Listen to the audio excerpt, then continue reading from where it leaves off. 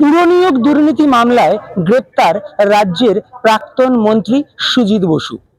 তাকে একাধিকবার কিন্তু এই মামলায় তলব করেছিল ইডি এবং তলব করার পর জিজ্ঞাসাবাদের পর এদিন কিন্তু তাকে গ্রেপ্তার করা হয়েছে, এরকমটাই কিন্তু আমরা জানতে পারছি। এই মুহূর্তে আমরা দাঁড়িয়ে রয়েছি ইডির যে অফিস সল্টলেকের সিজিও কমপ্লেক্সের ভেতরে, সেখানে আমরা একটু চিত্রটা দেখানোর চেষ্টা করব। এই ইডির দপ্তরের ভেতরেই কিন্তু এদিন সকালবেলায় 10:30টার কিছু পরে সুজিত বসু আসেন এবং তারপর তখন থেকে কিন্তু তাকে জিজ্ঞাসাবাদ করা হচ্ছে।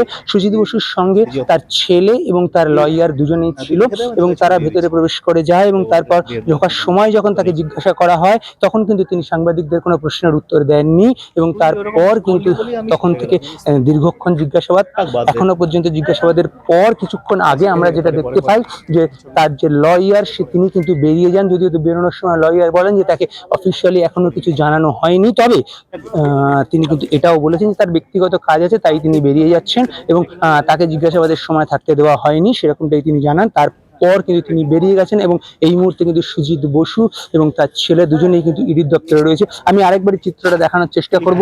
ইডির দপ্তরের সামনে কিন্তু নিরাপত্তা, কেন্দ্রীয় বাহিনীর যে নিরাপত্তা, সেই নিরাপত্তা কিন্তু ইতিমধ্যেই বাড়ানো হয়েছে। নিরাপত্তা রক্ষীরা কিন্তু এখানে দাঁড়িয়ে রয়েছে, যেটা আমরা সূত্র মারফত জানতে পাচ্ছি যে সুজিত বসুকে কিন্তু মেডিকেল করানোর জন্য নিয়ে যাওয়া হবে, কারণ যেরকমটা নিয়ম যে গ্রেপ্তার হলে কিন্তু তাকে মেডিকেল করাতে নিয়ে যাওয়া হয় এবং সেই রকমভাবেই কিন্তু এদিনও তাকে মেডিকেল করাতে নিয়ে যাওয়া হয়, এরকমটা আমরা জানতে পারি। যদি আমরা একটুখানি পেছনের দিকে ফিরে তাকাই তাহলে কিন্তু আমরা জানতে পারবো যে পুরনিয়োগ দুর্নীতি মামলার যখন তদন্ত শুরু হয়েছিল, ইডি যখন এই তদন্তভার নিয়েছিল, তারপর কিন্তু ইডি এই পুরনিয়োগ দুর্নীতি মামলায় একাধিক পুরসভায় কিন্তু তাদের তল্লাশি অভিযান চালিয়েছিল এবং তল্লাশি অভিযান চালানোর পর দক্ষিণ দমদম পুরসভার তৎকালীন ভাইস চেয়ারম্যান ছিলেন সুজিত বসু, যদি তিনি রাজ্যের বিধায়ক ছিলেন এবং মন্ত্রীও ছিলেন, পাশাপাশি তিনি দক্ষিণ দমদম পুরসভার ভাইস চেয়ারম্যান ছিলেন।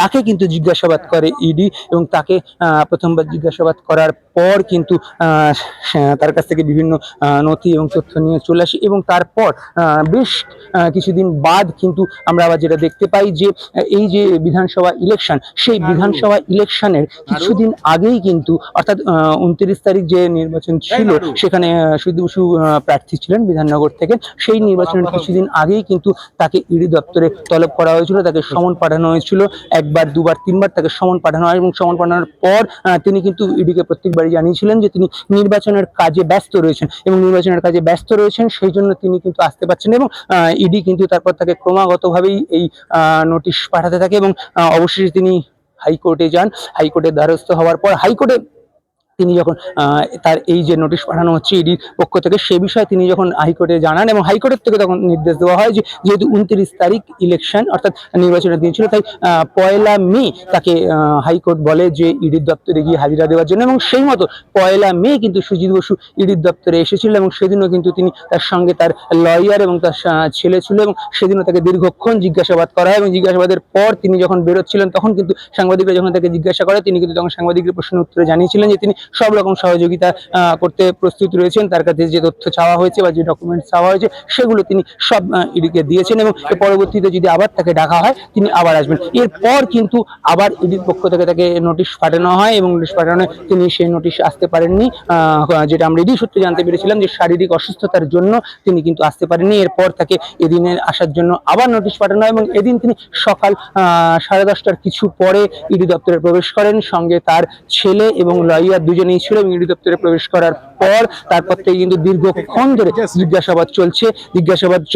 তার লয়ার সঙ্গে ছিল, তার ছেলে ছিল, যদিও লয়ার জানা যায় তার লয়ারকে কিন্তু ইডি যেখানে জিজ্ঞাসাবাদ সেখানে যেতে দেওয়াই হয়নি এবং আমি আরেকবারই চিত্র দেখাবো, ক্রমশ কিন্তু এখানে নিরাপত্তা বাড়ছে।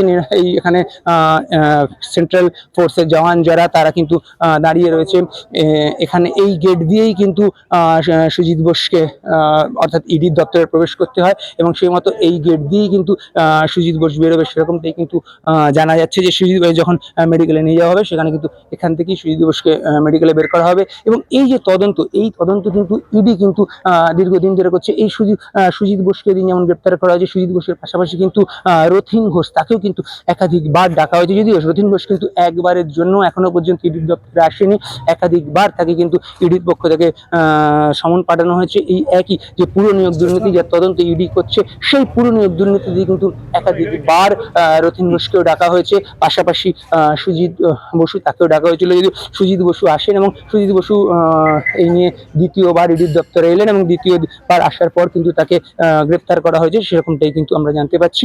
এবং পুরো নিয়োগ দুর্নীতি মামলার যে তদন্তভার ইডির হাতে রয়েছে, সেই তদন্ততেই কিন্তু গ্রেপ্তার করা হয়েছে। এই যে পুরো নিয়োগ দুর্নীতি যার তদন্ত, সেই তদন্তে কিন্তু একাধিক পুরসভায় কিন্তু পৌঁছেছিল ইডির আধিকারিকরা। তারা কিন্তু একাধিক পুরসভাতে বিভিন্ন নথি খতিয়ে দেখেছিল, একাধিক পুরসভার যারা আধিকারিক ছিল তাদের সঙ্গে কথা বলেছে, একাধিক পুরসভার যারা তৎকালীন চেয়ারম্যান বা ভাইস চেয়ারম্যান তাদেরকে কিন্তু ইডির দপ্তরে ডাকা হয়েছিল, তাদেরকে কিন্তু জিজ্ঞাসাবাদ করা হয়েছিল। তাদের প্রত্যেকের সঙ্গে কাছ থেকে কিন্তু ইডি আধিকারিকরা তথ্য সংগ্রহ করেছিল, এরকমটা কিন্তু আমরা ইডি সূত্রে জানতে পেরেছিলাম। আর সেই মতন তথ্য পাওয়ার পরেই কিন্তু রাজ্যের প্রাক্তন মন্ত্রী তাকে কিন্তু ডেকে পাঠায় ইডি আধিকারিকরা তাকে জিজ্ঞাসাবাদের জন্য। 29 তারিখ ভোটের আগেই তাকে, অর্থাৎ বিধানসভা যে নির্বাচনের দিন, সেই নির্বাচনের আগেই কিন্তু তাকে ডেকে পাঠানো হয়েছিল, একাধিকবার তাকে ডেকে পাঠানো হয়েছিল। এবং তার মধ্যে তিনি নির্বাচনের জন্য ব্যস্ত, সেই জন্যই কিন্তু তিনি আসতে পারেননি, এরকমটাও জানিয়েছিলেন। তবে এদিন কিন্তু দ্বিতীয়বার, অর্থাৎ এর আগে 1 মে হাইকোর্টের নির্দেশে সুজিত বসু এসেছিলেন ইডি দপ্তরে, ইডির জিজ্ঞাসাবাদের সম্মুখীন হন এবং ইডির জিজ্ঞাসাবাদের সেদিন ইডি তার কাছ থেকে যে তথ্য চেয়েছিল, সুজিত বসু বেরিয়ে এসে বলেছিলেন যে তিনি সেই সমস্ত তথ্য দিয়েছেন এবং তিনি তাদেরকে সবকিছু জানিয়েছেন। পাশাপাশি সুজিত বসু এটাও জানিয়েছিলেন যে সিবিআই যে চার্জশিট পেশ করেছে, সেই চার্জশিটে, অর্থাৎ এই পুরো নিয়োগ দুর্নীতিতে, সেখানে কিন্তু কোনো জায়গাতে তার কোনো নাম নেই বা তার নামের কোনো উল্লেখ নেই। তা সত্ত্বেও ইডি যেহেতু তাকে ডেকেছে বা তিনি ইডির তদন্তে সাড়া দিয়েছেন বা ইডির তদন্তকে সহযোগিতা করেছেন, এবং সেই জন্যই কিন্তু তিনি 1 মে হাইকোর্টের নির্দেশে আসেন। এবং তারপর এদিন সকালবেলা, অর্থাৎ 10:30 কিছু পরে, যেমনটা আমি বলছিলাম 10:30 কিছু পরেই কিন্তু তিনি আসেন। এবং তারপরেই কিন্তু এদিন আমরা যেটা জানতে পাচ্ছি যে তাকে দীর্ঘক্ষণ জিজ্ঞাসাবাদ করার পর কিন্তু তাকে গ্রেপ্তার করা হয়েছে, পুরো নিয়োগ দুর্নীতি মামলায় তাকে গ্রেপ্তার করা হয়েছে। এবং এরপর আগামীকাল তাকে কিন্তু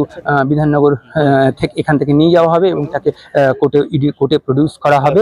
এবং ইডি কোর্টে প্রডিউস করে আদালতের রায়ের উপরে কিন্তু এরপরে আমাদের নজর রাখতে হবে, কারণ সেখান থেকেই কিন্তু ইডি আধিকারিকরা তারা তাদের কি বক্তব্য আদালতে তুলে ধরছে বা সুজিত বসুকে জিজ্ঞাসাবাদ করে তারা কি তথ্য পেয়েছে বা তারা তাকে নিজেদের কাছে নিতে চাইছেন, নিয়ে কি জিজ্ঞাসাবাদ করতে চাইছে, এরকম একাধিক প্রশ্ন রয়েছে। এবং সেই প্রশ্নগুলো কিন্তু কালকে কোর্টে যখন সুজিত বসুকে তোলা হবে তখনই কিন্তু সব জানতে পারা যাবে।